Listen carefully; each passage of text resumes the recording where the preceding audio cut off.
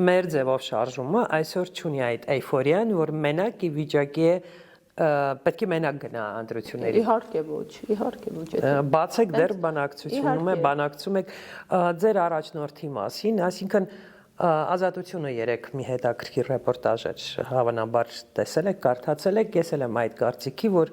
փետրվարի 12-ին մենք լսելու ենք հետևյալ հայտարարությունը։ Ուժեղ Հայաստան կուսակցության առաջնորդը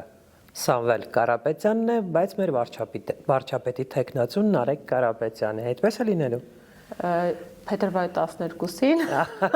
կիմանանք, բայց նշեմ, որ օրենսդրական կարգավորումներով կուսակցության առաջնորդ լինելու համար չկա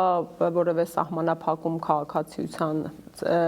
քանակով պայմանավորված ի տարբերություն վարչապետի թեկնածուի համար, բայց այդ բոլոր հարցերին քիչ է մնացել փետրվարի 12-ին։ Փաստացի կրկնվում է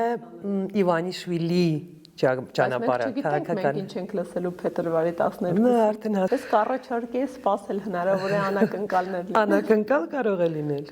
Սպասենք փետրվարի 12-ին։